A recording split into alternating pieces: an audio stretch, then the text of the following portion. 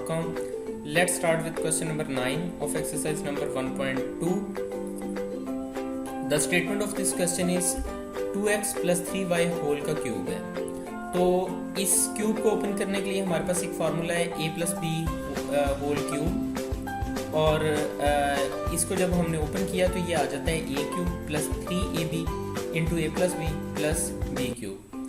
तो अभी for the time being हम इसको ये सपोज कर लेते हैं कि ये हमारे पास a है और ये हमारे पास b है, दरमियान में प्लस है। इसी फार्मूले की मदद से इसको ओपन करना है। ये हमारे पास इसका क्यूब है।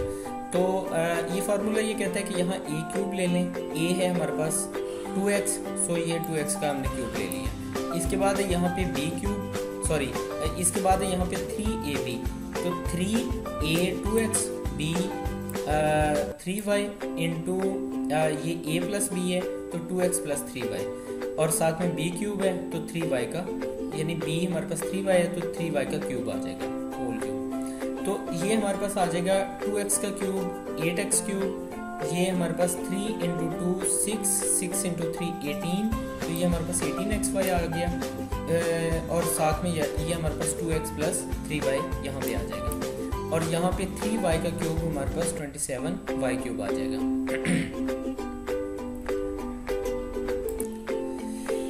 ये हमारे पास 2x क्यूब 8x क्यूब आ जाएगा, 2x सारे का क्यूब, और इसके साथ ये 3 इंटू 2 इंटू 3, ये हमारे पास 18 आ जाएगा, 18xy into x plus y, यानी कि 2x प्लस 3y प्लस ये हमारे पास 27y क्यूब आ जाएगा।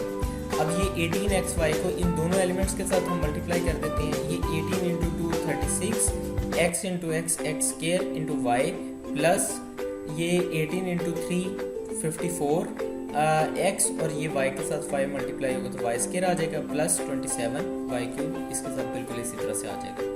और इस तरह से ये क्वेश्चन कंप्लीट हो चुका है। अगर आपको इसमें कोई कन्फ्यूजन है तो आप हमसे कांटेक्ट करें। हमारा यूट्यूब चैनल अवेलेबल है, आप उसे सब्सक्राइब करें ताकि हमारी लेटेस्ट वीडियोस और अपडेट्स आपको मिलती रहें। Thanks for watching mathhimath.com।